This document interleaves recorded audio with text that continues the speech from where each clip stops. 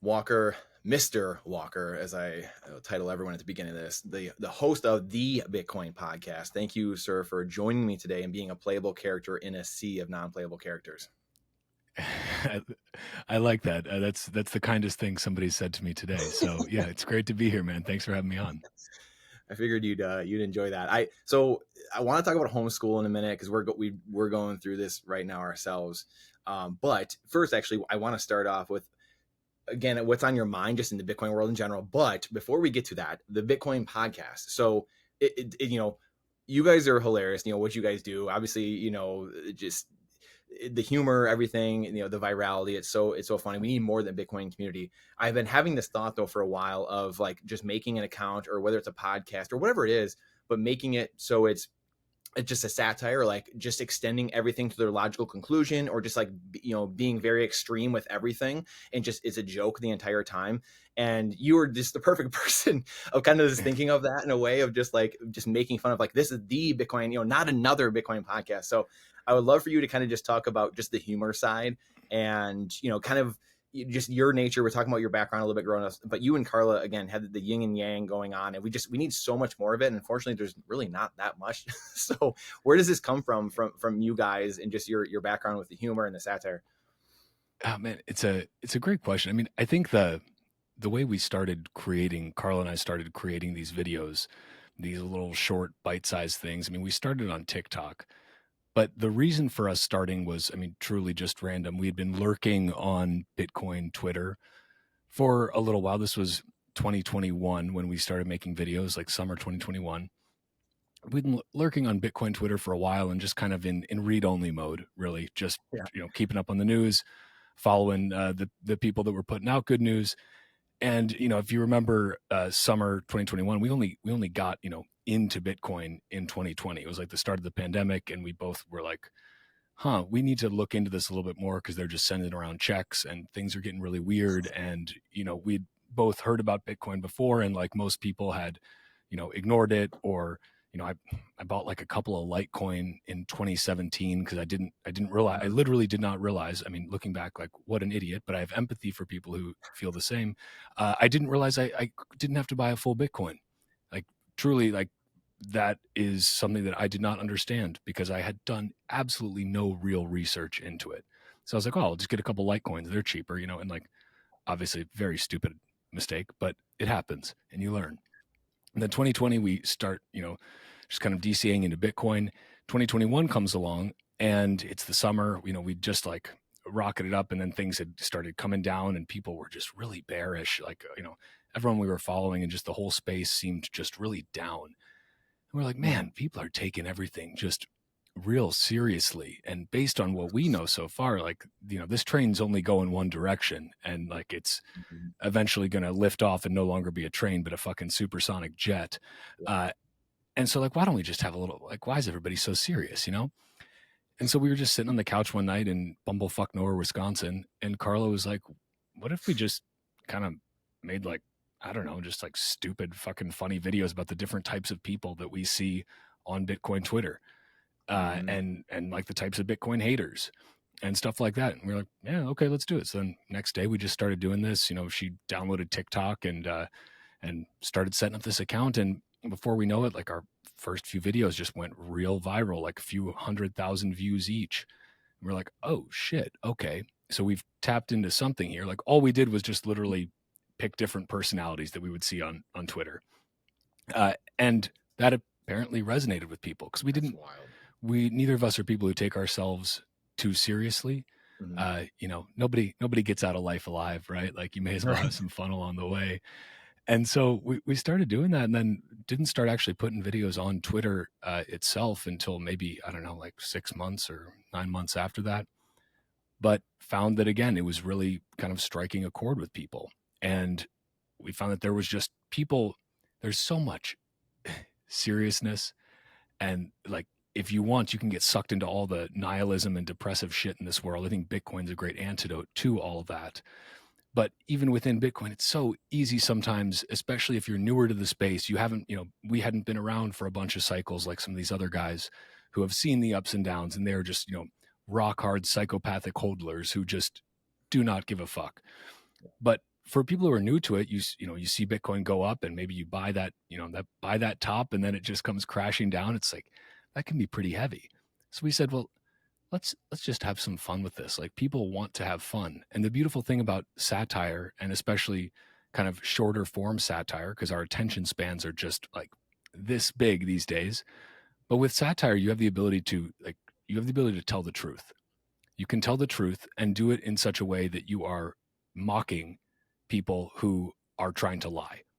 And that's the beauty of satire, is that you have this opportunity to say something that is going to probably make people laugh. It's probably going to make other people a little bit angry. But if good satire, its goal is to tell the truth, but to do so in a way, to be the court jester, to be the one who can say things that are absolutely true, but may piss the king off a little bit. But, you're not allowed to kill the court jester, or you're kind of a jackass of a king, right? Like that was like the one rule: you can't kill the court jester. But yeah, that's a roundabout way of saying, I think that we were both at a point where, because we were discovering Bitcoin, because we had started to realize the true potential that Bitcoin had, we like to make jokes, and we realized that there was really nobody that was making content that was fun in the Bitcoin space. A lot of educational content, a lot of podcasts, many more now. I've got one of them. But nobody was making stuff that was just fun and also accessible to people who are not in the Bitcoin space. A lot of Bitcoin content is made for people who are already in Bitcoin, and that's fine. But that doesn't reach outside the echo chamber, and that doesn't help educate new people. So I hope that answers it in a roundabout way. Yeah, no, it's funny you say that. Like, 15 years ago when I was leaving Michigan State and you going out into the world and playing, played the minors for a few years, and you're just like, you have a lot of time on your hands, and the crash is going on, the great financial crisis, and I'm just like, studying Kiyosaki. That was the person I fell down that rabbit hole, and you start, just seeing things from a different light and trying to figure out like what is actually going on, and figuring out money, and that was where all of my just genesis comes from, of that world. And it's one of those things where you have to like look back. I remember like watching comedians in the day, stuff like that. And actually, in saying that, before I go down this other rabbit hole, do you guys have favorite comedians? Do you guys watch comedian? Like, are you into that type of stuff, or is it just, do you guys just have it naturally, or like, how does that, is people you study, or? So I would say the comedians that we do watch, we don't religiously watch comedy. We, like, if we get a chance to go to some live shows, we will. But in terms of comedians that we will actually watch whenever they put something out, Dave Chappelle, Ricky Gervais, those would probably be the ones that, like, if they have a new special out, we're going to watch that. I'm also a huge fan of Norm Macdonald, and think he is, like, I mean, rest in peace, just an absolutely brilliant. He was a true force of nature. In the more political sense, I guess George Carlin, because I mean, he had an incredible career and a great way of making things political and making fun of the political, while again keeping it absolutely hilarious the entire time. And like, that's what, like, good comedy. And I'm not going to put ourselves even close to the ballpark of any of the people I just mentioned, to clarify. We are just a couple of court jesters messing around in this niche, somewhat niche industry. But good comedy should obviously make you laugh, but it should also make you think. And when you say something that makes people laugh but also makes them think, I think that that's really powerful, because then you've kind of cut through their natural defenses a little bit. Like, if you can make somebody who disagrees with you on a point laugh, they may be more inclined to actually consider that point. Like, it breaks down their guards a little bit, and you're just, you're having a good time. You're watching something that's funny, that's entertaining. You're not as, your hackles aren't up. You're not as in like defense mode, trying to just, regurgitate your talking points. And if you do satire well, it's really hard to kind of clap back at it, because it should put people in a position where they're like, oh shit, like, I just got called out and I'm feeling a little bit like a jackass. Like, at least we hope that that's the case. Yeah. So I remember I was watching, I think it was a year ago, or it was a while ago, or no, it was a couple months ago. You had Nolan Bowerly on, and he's one of my favorites. Such an awesome guy, and he's a big Scott Adams fan. Hypnotism, just kind of learning, about those, and just trying to remove cognitive dissonance. And so that was a great episode. For everyone should go back and watch that. you and Nolan, because Nolan's it's awesome. important. Yeah, he's just an incredible guy. He's really kind of a beautiful mind in a way. He's one of the smarter guys I think I've run into, and like he's just so unassuming that like you run into him and no one would know, you know. But Yeah. the thing I was thinking of earlier too, just multiple things, was the Kiyosaki thing to finish that thought. Like he was, well, still is, I guess, the biggest personal financial book of all time. And it's because he keeps things at a third grade level, which is ironic because we have the debate tonight, Trump being one of those people actually that keeps things at a third grade reading level. And to the points you were making is making me think of all these things, what you were saying, because it's comedy. It can remove cognitive dissonance from people. That's what Nolan talks about, Scott Adams. Then you have like a Kiyosaki and a Trump, ironically, good friends who keep things at a third grade level because that's where most people are at. So that's where kind of the intersection between what you and Carla do, because in like what you just said, that there's so much of the high level in Bitcoin that it feels like, you know, is there a marketing problem in Bitcoin? Bitcoin's going to do what Bitcoin's going to do, but at the same time, can we speed up adoption by bringing things down a notch or two? Or what are your thoughts on all that? We want to thank our sponsor. This show is presented by Bitcoin Trading Cards, an orange pill in a pack, making talking about things that normally make you want to cry fun and easy. The scarcest and most educational cards to ever exist. Available now. Yeah. First of all, I think that Trump is actually an incredible comic. Like Yeah, if you just great point. watch the way he handles himself on stage, Yeah. the way, you know, he's really an amazing comic. And Yes. as a caveat, I'm not a Trump supporter nor a Biden supporter. I'm a Bitcoiner, and so my vote takes a lot to get, and I will not jump down uh, and let anybody get it just for a couple of cheap words. That being said, whatever you think of Trump, you've got to really respect the way he is able to conduct himself on stage. And some people look at it and they say like, oh, he's so, you know, disjointed, or, you know, he, you know, doesn't make any sense. And it's like, no, I think you're thinking of Biden, like, cause he doesn't even know where the fuck he is. Yeah. But with Trump, it's like like the guy's funny. Like whatever you Yeah. think of it, it's funny, and he's Yeah. quick, and like that takes a lot of work and experience. And some of it's natural, obviously, but a Right. lot of it is just getting used to how do you fire back. But you know, Yes. so you're just saying that you got to remind me of the question again, because now I'm just thinking about various Trump videos that are hilarious, and I got distracted. I, you know what's really wild is and you know, like you said, I love the line you say, you know, and it's, I know there's different variations of, there's the orange and the green money, you know, right, comparing them, but Oh, it's not red there versus is blue, no it's the red, state there is versus no you. blue. Yeah. There's the state, and Yep. there's you. And it really is, and Yeah. that's the eye-opening thing for everybody, right? Like that's when you really are at that self-actualization level of Maslow's hierarchy, of realizing, oh, this is what it's about. It's not all this BS down here that we're fighting about. So no, it's, Oh, yeah. I remembered your question. You were wondering just about the like the nitty gritty of Bitcoin and content kind of created for Bitcoiners versus like how do Yes. you reach outside of that echo chamber. Yeah. I'll use an example that is not Carl and myself, of people who I think are doing this really well, reaching outside the echo chamber right now, and that's the folks at Get Based TV. Mhm. Yeah. Love them. They are absolutely crushing it. They're making content that, yes, is tangential to Bitcoin. Some of the content is exclusively about Bitcoin, but the majority of the content that they make is about other topics. It's about other pain points that people have.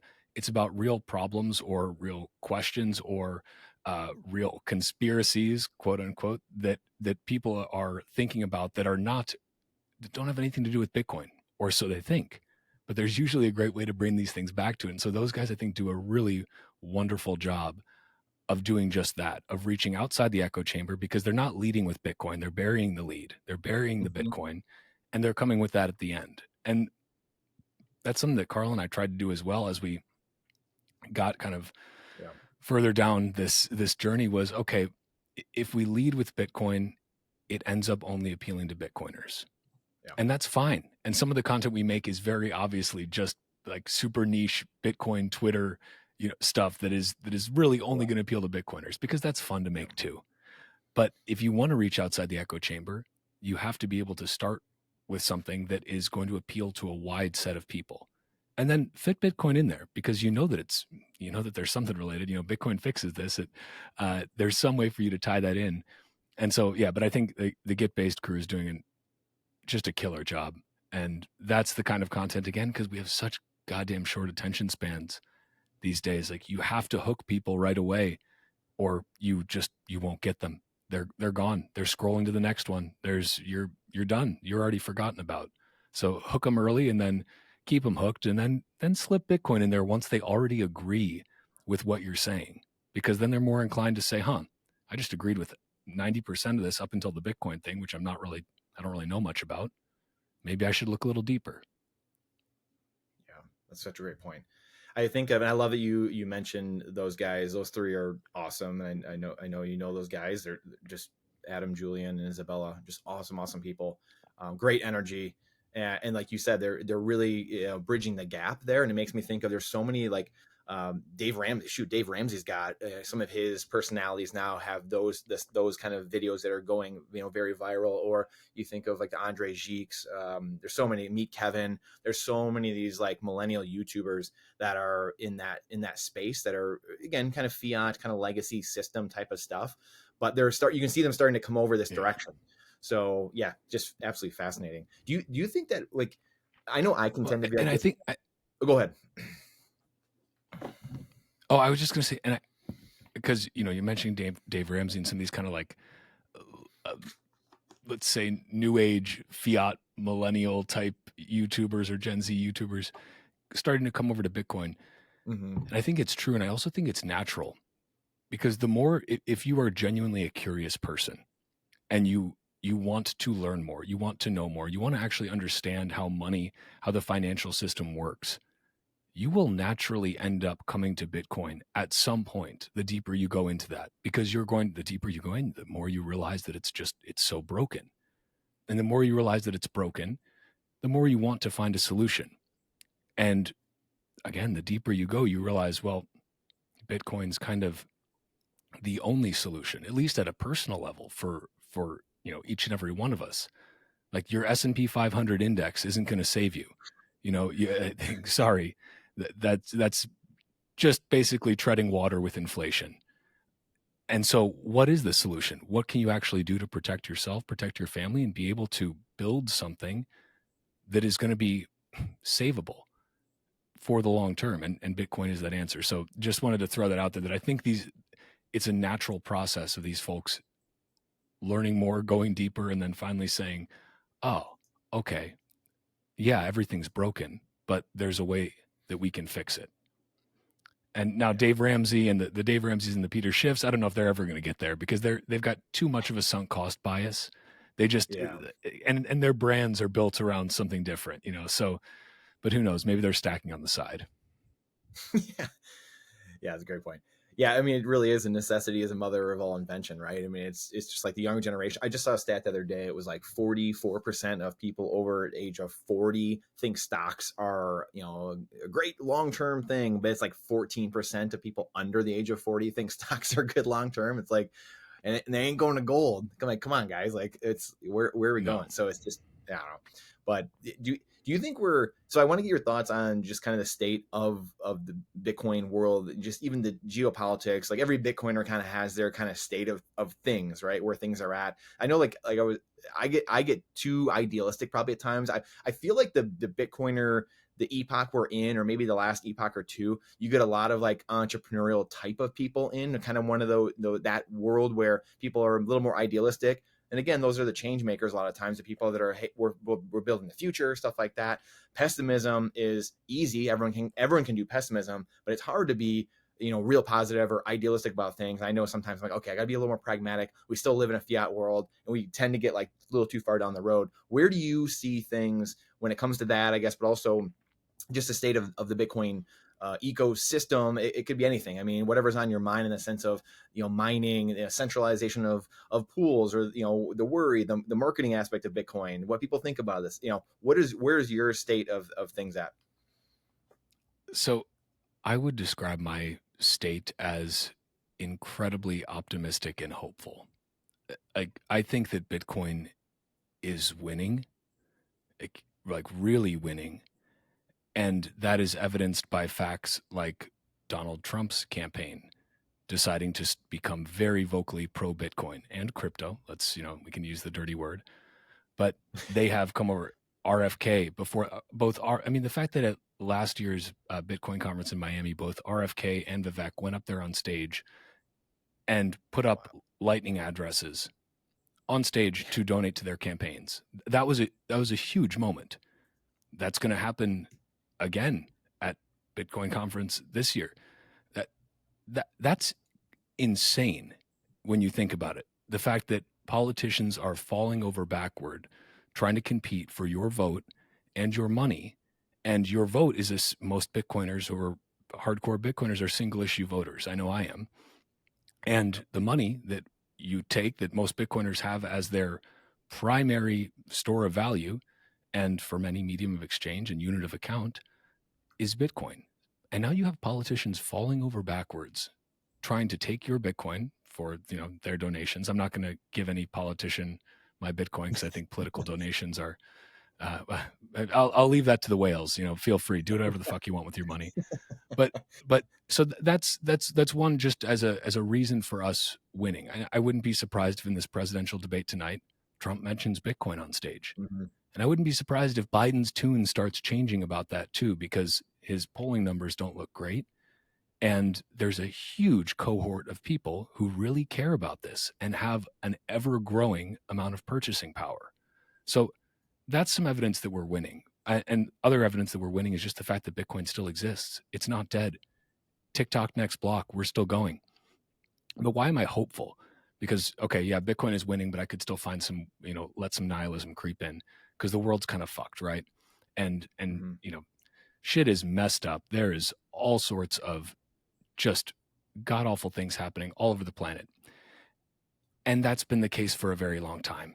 This is also nothing new. We have greater exposure to all of the shit that's happening across the planet right now because we've got these fucking things that alert us every time there's a new shooting, that there's a new, natural disaster, that there's anything bad that happens. We have more exposure to it than ever. There's more noise than ever. Yeah.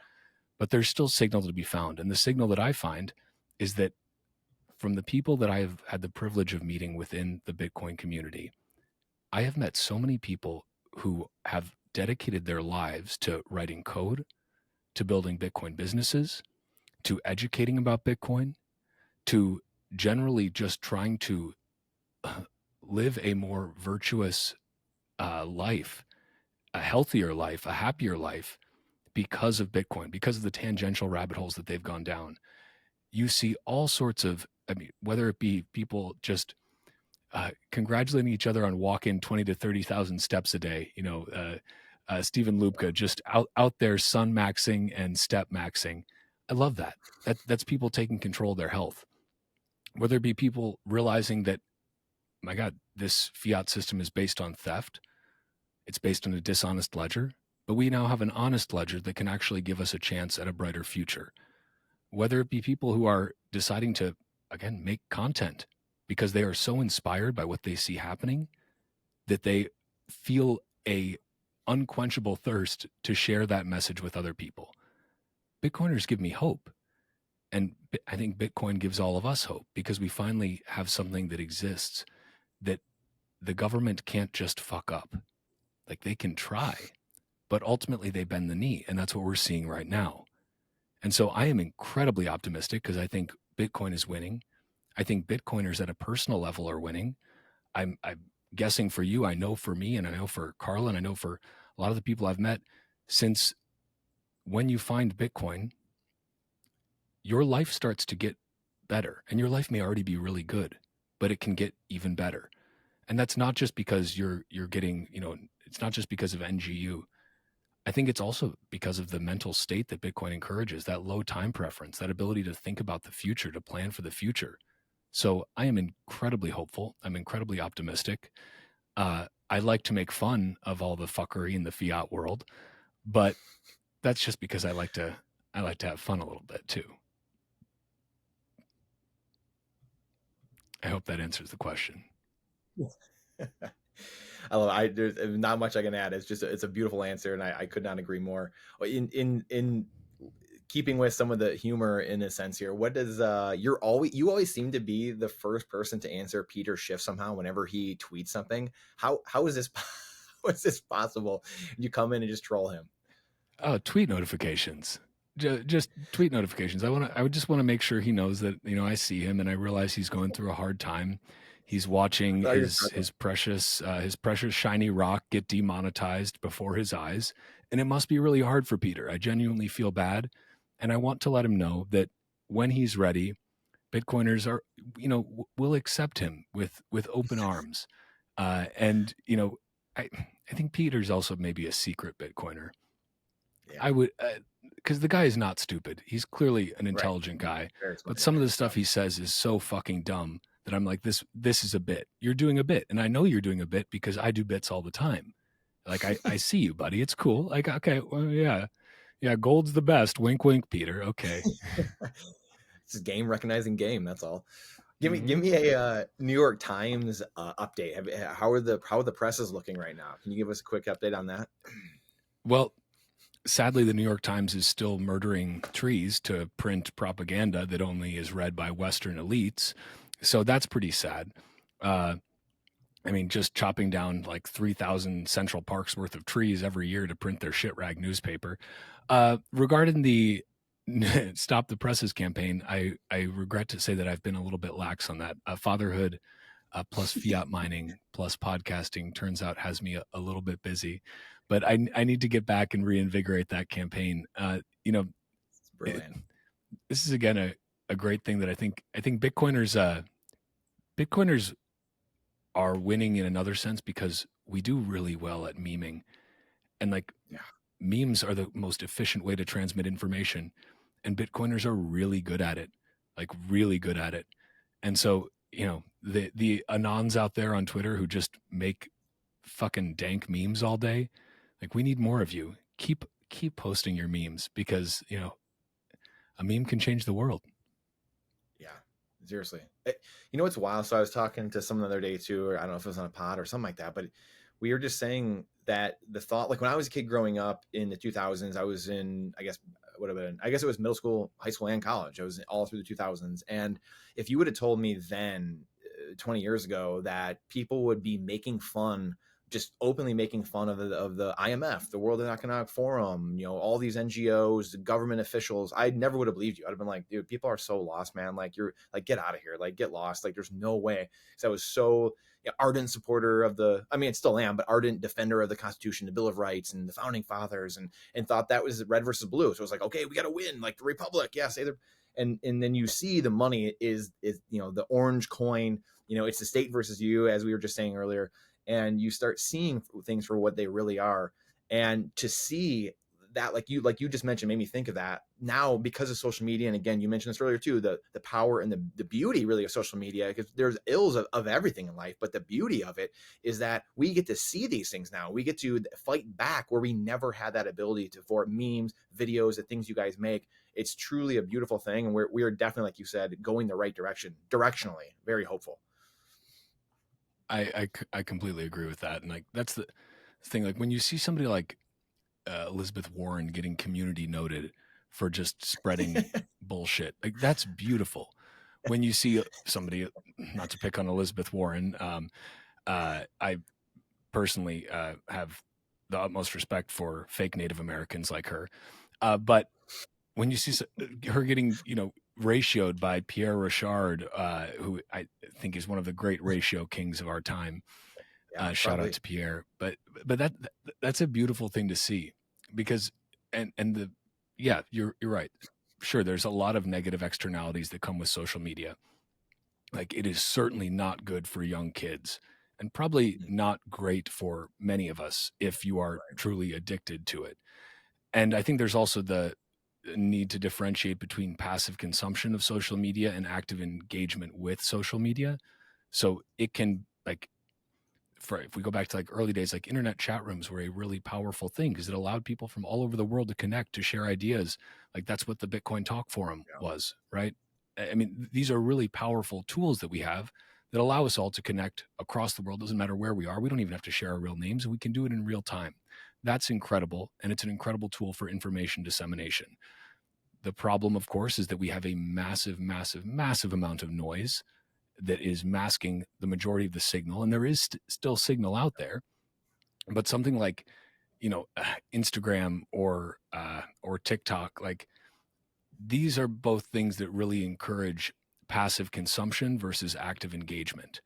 And then you Mhm. contrast that to something like X, rest in peace, Twitter, where there is at least more incentive and more, I think, generally more engagement on those platforms. They're made for conversations. Facebook, I won't even mention it because I'm pretty sure only like I don't know who boomers uses are using that now. it. I don't know. I just have to No idea. assume it's just boomers not realizing that the picture that they just saw is AI generated. Like I'm pretty sure that's all of Facebook now. Oh, And then you God. contrast that with something like Nostr, which Yeah. is an incredible protocol that is still very much in its early days.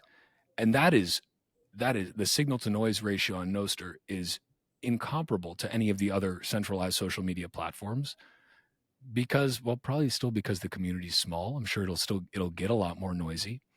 But right now, there's real conversations happening there. That's where you have Jack Dorsey and Edward Snowden or Lynn Alden sharing personal thoughts, Mhm. in long form and actively engaging with people who are commenting on this. That's an incredible thing. And I think that the more we see the expansion of an open protocol like Nostr into so many, because it's not just a social media replicant, right? There's all sorts of stuff being built on top of this because it's just a communication protocol. That's just back to the hopeful optimism thing. That's another thing that gives Mhm. me so much hope because that's a great way to cut through the noise and find a lot of signal because it's also right now somewhat algorithm free. I mean, a chronological feed is still, one could argue, an algorithm, but there's also the value driven algorithm, which is what's getting zapped, and what are people actively engaging with. So a slight tangent, but I think that there are really good uses for social media in general, for communication protocols in general, obviously, but it just depends on if you're consciously engaging in an active way or passively consuming and letting that algorithm and that platform control you and control how you feel and control those dopamine hits going straight to your brain. That's what matters. It's a tool like anything else, and so it depends how you use it. Yeah, you've been such a great advocate for Nostr just over the last year and a half, since its inception. So it's, kudos to you for doing that. And that's, there's others out there, obviously the Derek Rosses and a bunch of people that have really talked about it a lot. And so it's unbelievable to see what Nostr is doing and what it's going to become is going to be mind blowing. So yeah, I couldn't agree more. What do you think in talking about, so this is the virtual world of like building community, which is the number one thing in a survival situation, which is life, it's survival, and that's so huge, building community in the meat space, in the real world, IRL, like conferences, obviously, Bitcoin meetups, peer-to-peer, so huge. How do you and Carla like experiencing conferences? Do you like going, because you're one of few people that have gone as numerous roles, I guess, as MC, attendee, speaker, on and on. How do you guys like showing up and attending conferences? I mean, conferences are always a blast. They're also always exhausting, but it's like the exhausting in kind of a good way, where it's like, because it's like now that we've been in this space for a little while, and again, we're still fairly new, like we've just been here for a cycle. Like I mean, we're still early to Bitcoin, right? But we were just amazed that the first conference we ever went to was Unconfiscatable, that Tone Vase and Mike Yarmos put on in Las Vegas I guess that was the beginning of 2022. That was our first Bitcoin conference. And that's where we met so many people because it was a small conference. It was only like 500 people, which was honestly wonderful. Like the Bitcoin conference, the big one, that is awesome too. Yeah, But it's at a scale where very it good. can be really overwhelming. If that would have been our first, entrance into it, that would have been a lot. Yeah. But going to something like Unconfiscatable first was fantastic because we got a chance to just hang with people, to meet people that we'd, been following online and hear that, oh wow, you've seen our videos, like that's incredible because like, we've been following you for a couple of years, like we didn't even know you knew about us. But Bitcoin conferences they're a ton of fun. It's You realize also, so many people, there's this, I think, false perception of Bitcoiners as being, quote, toxic, But if you've ever gone to a Bitcoin conference, you know that that is very much not the case.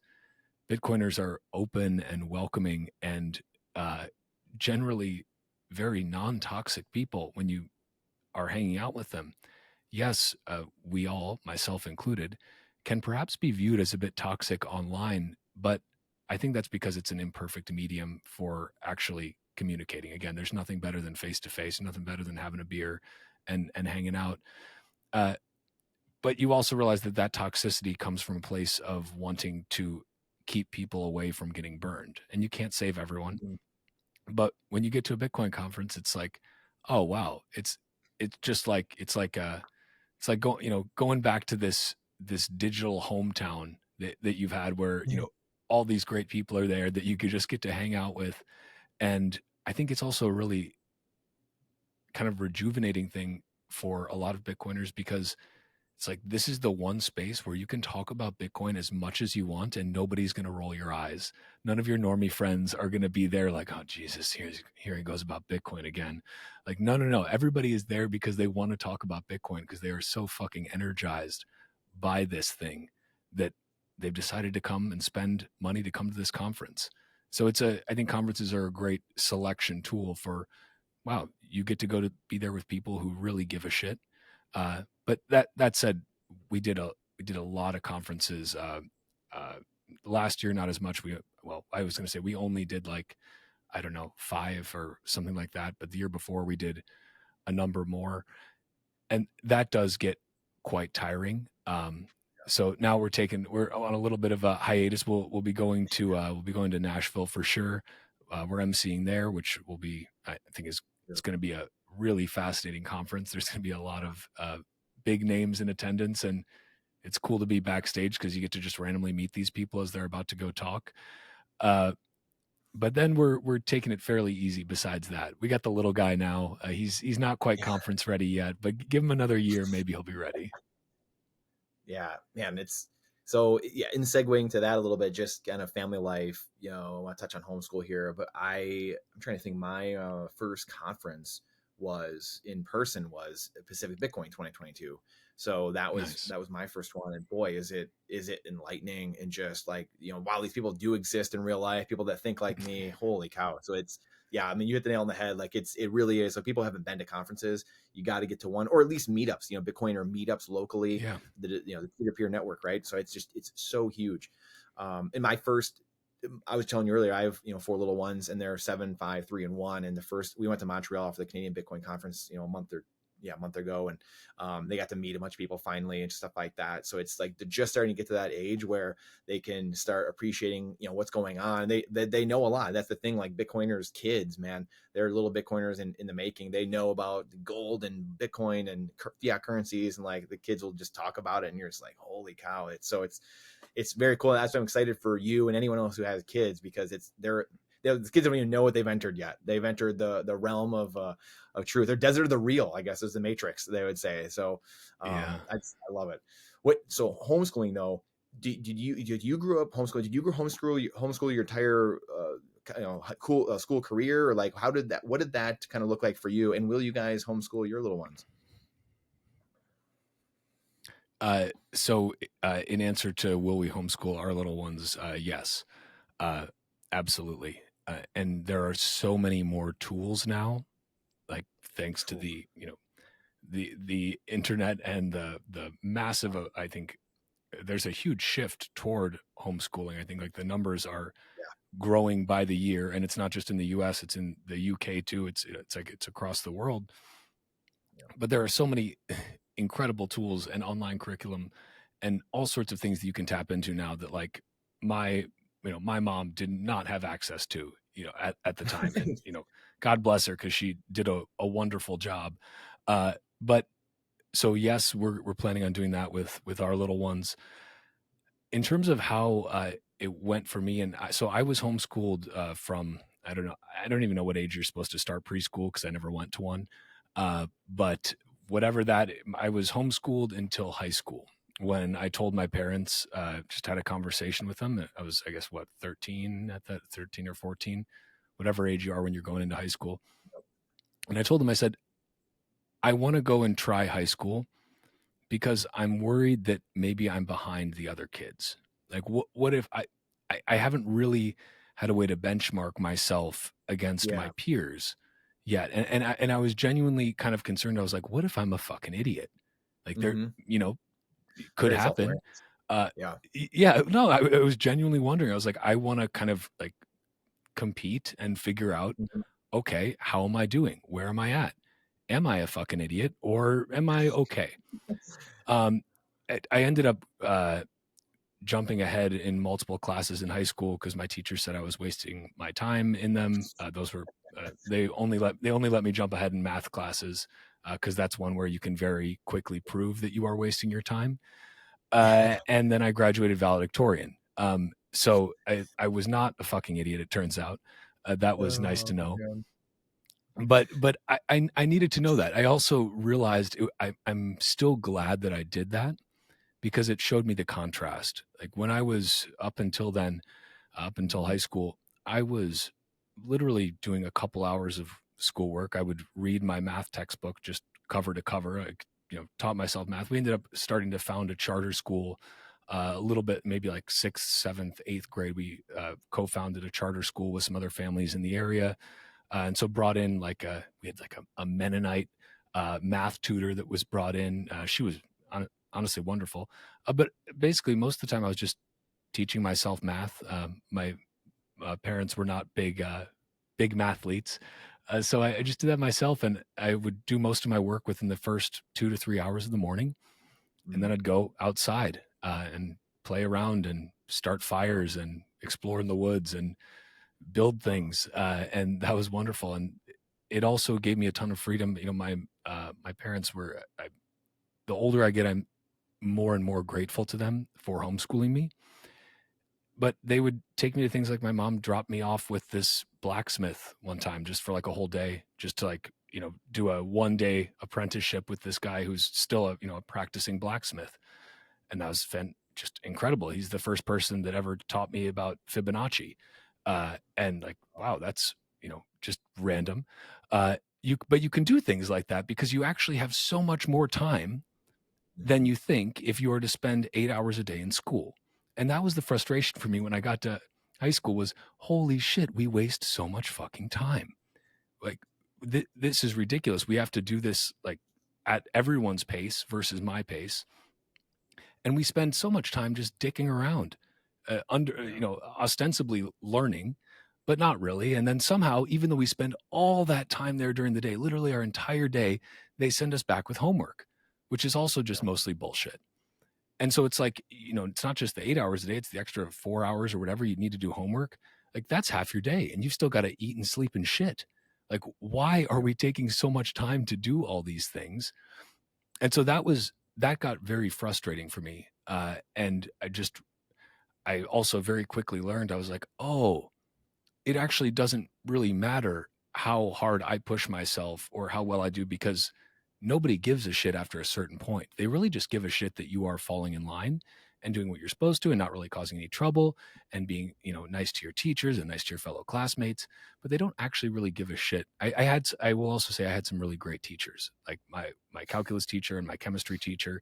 They tend to be in the harder, the harder sides or, the harder sciences where you find these people, but they were really excellent. And my chemistry teacher just did not give a fuck, and was actually I don't know how he ended up there. He was a brilliant engineer, but like you do find some people who really give a shit about actual learning, not just this rote memorization bullshit. But most of public school is just rote memorization and indoctrination, and not actually preparing anyone for the real world.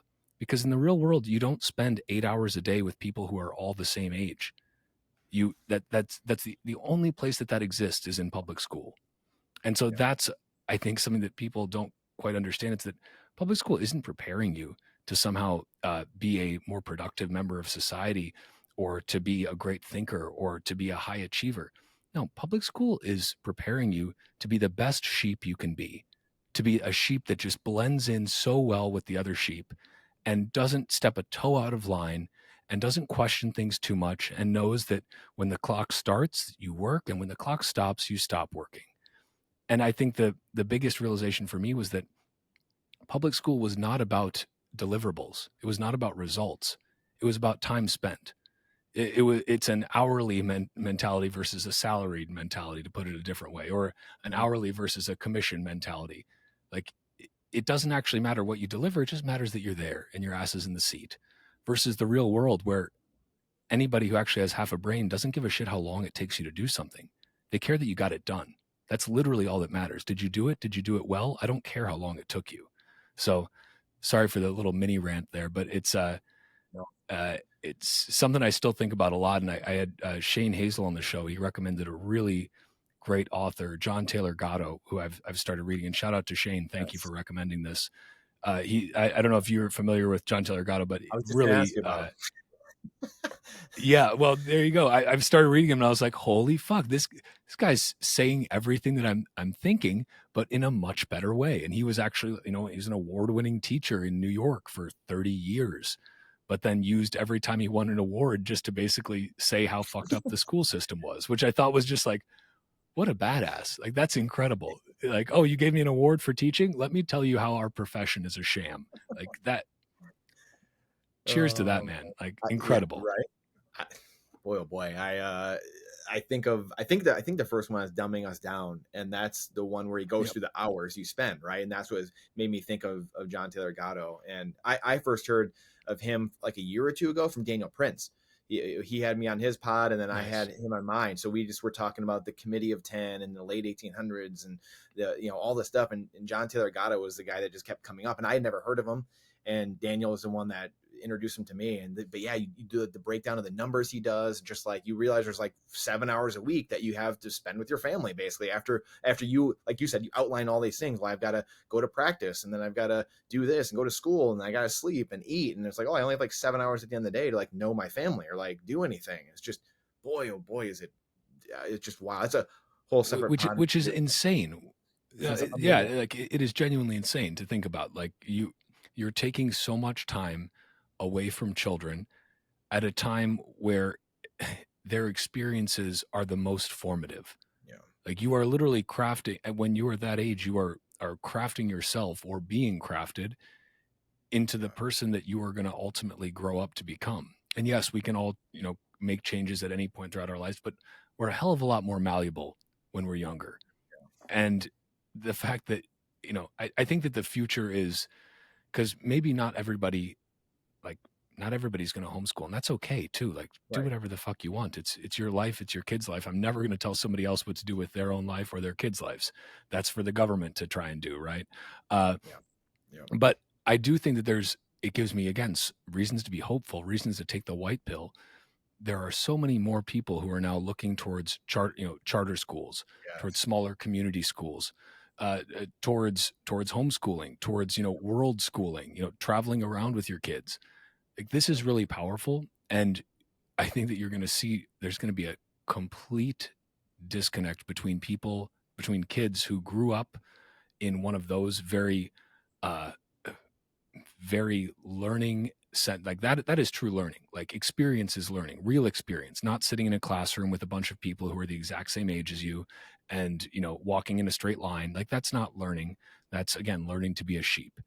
But the kids of Bitcoiners, the kids of homeschoolers, the kids of people who are in who start charter schools, those are the kids that are going to have an incredible leg up on everyone else, because they're not just going to be like the brainwashing only gets easier as technology kind of advances, right?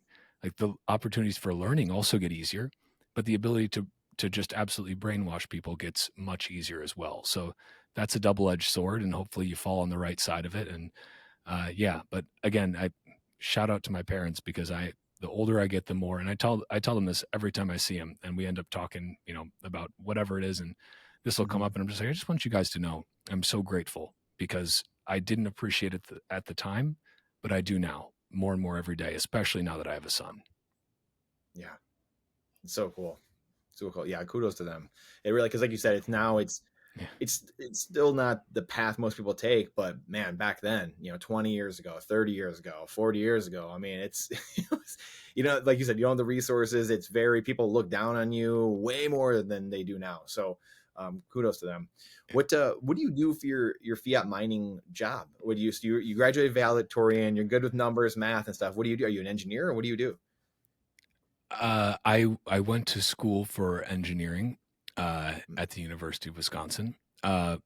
What I do, let's say, without doxing myself too much, I work in international distribution. We'll just say that, okay, if that sounds good. cool, Yeah. cool. Well, We move some things around. I love it. I love it, and I love And you I don't guys. mean to So sound too coy about it, but yeah, no, it's no, no. it's it's fiat work, but it's Yeah, I like what I do, and I no longer work for a giant like multinational conglomerate, which I have done in the past, and that is just soul sucking. I work for a no, much smaller company now, and good. I greatly Good for enjoy you. it. And it also gives me the freedom to do some podcasting on the side and spend a ton of time with my family, which is what I care about the most. Not the podcasting. I like the podcasting, but I care about spending Right, time with my family the most because that's right. the most important time I can spend. And we're all going to die someday. So I don't Yeah. want to have the regret of not having spent enough time with my wife and my son and hopefully our future kids. Yes, so cool. And yeah, so Wisco, it's very cool because that was one of my favorite places to go. In Madison is such a cool town. We'd go play hockey there at the Kohl Center, and man, that's a cool town. Nice. Very cool town. So I'm a little bit jealous. Michigan State was unbelievable, and that's a good party school, but Madison's Yeah. Oh awesome. yeah. That, I enjoy. I mean, that's where I met Carla.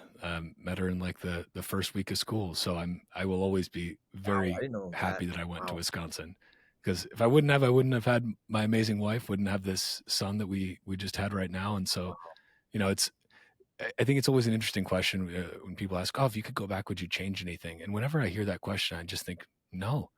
Like, not that I haven't. We've all made plenty of mistakes in the past, but Right. every mistake you've made, like every success you've had, has brought you to right where you are today. And if you're happy with where you are today, then I don't know, personally, I wouldn't change a thing. Yes, I love that. All right, I know we're got a couple minutes here toward the end. Play a little game here in a second, a little lightning round game to finish up. But so how did you and Carla on the Bitcoin trading cards? How did this come about? Because this was when I joined the team basically, but I was not apprised of this. This was right around that time, a year and a half ago or whatever it was. But how did this go with Aladdin? And he came to you and you guys said yes. Were you guys like, what is this? Like, what is going on? Like, No, what's that? What was Aladdin, conference like? shout out to Aladdin. What an awesome guy with just great energy. But Incredible. he Yeah. reached out. This was when we were still living in bumblefuck nowhere, Wisconsin during the pandemic. And he reached out and he was like, just like, love what you guys do. And I'm doing this thing with Bitcoin trading cards, and they're going to be these awesome and beautiful cards, and we're designing them to look great, but they're going to be educational too. And we were like, oh, this is awesome. Like, we immediately were like, we think what you're doing is great. Let us know how we can support. And then he was like, we'd like you to be on a card. And so we were like, well, that's awesome. Like, who doesn't want to have their own trading card? Like, I used to collect baseball cards and Pokemon cards back in the day. Like, that's such a fucking cool thing. Like, and they're such beautiful cards. Like, they make you look way cooler than you are. So we were like, we couldn't say yes fast enough. We're like, yeah, man, absolutely. And then I think the first pack that I got a chance to rip was actually at Pacific Bitcoin. If I'm thinking correctly, I think that was the first time we had actually done some pack ripping, and it was just awesome. Like, it brought me back to my childhood in like the greatest way, that excitement of opening up that pack and Yes. what I'm going to find. Then we Open didn't get one of our own holographic ones, so we were like trading around with other people, trying to, like get our hands on one of our own, and it's just cool. And I think it's such a, again, talking about reaching outside the echo chamber, like, that is such an incredible tactile, physical way to do that. Like, trading cards, like, something that have been around for a long ass time, something that, like, people, right. And if you're not a fan of trading cards, you may not realize this, but there is a massive community of people around the world who really care about trading cards of all sorts. Yeah. And like, this is something that's cool for like kids. I mean, yeah, I liked Pokemon cards and baseball cards back in the day, but it's like, wow, I can't wait to give my son his first pack of Bitcoin trading cards, see him rip open that pack and see, you know, what he got out of it and get to learn something along the way. Like, I think the mission is great there. The execution is awesome. And like, they're just, again, they're fun. Like, things can be fun and still be good. Like, actually, many things that are good are also fun, or at least they should be. I hope they are anyway. And Bitcoin trading cards is definitely one of them. They're fucking awesome. So true. Like you said, reaching outside the echo chamber. And in saying that, rapping here, we got a segment presented by Bitcoin trading cards. And I've got some Carlin Walker foils over there somewhere in the all right. But we'll do a little lightning round, little segment where go through, you know, a dozen words and then just, you know, say the word that's on your mind, or, you know, it could be a couple words, something like that. But play a little game here to wrap it up. So okay, I like it. Satoshi Nakamoto. Bitcoin. Humor. My wife. Shitcoins. Degenerate. Homeschooling.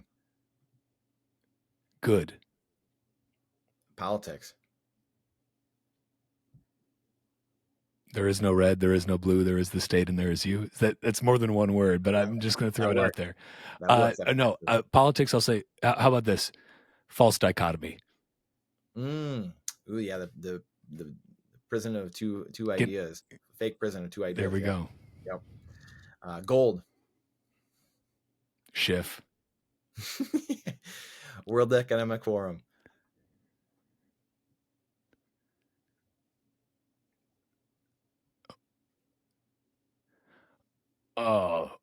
Criminals. Vitalik Buterin.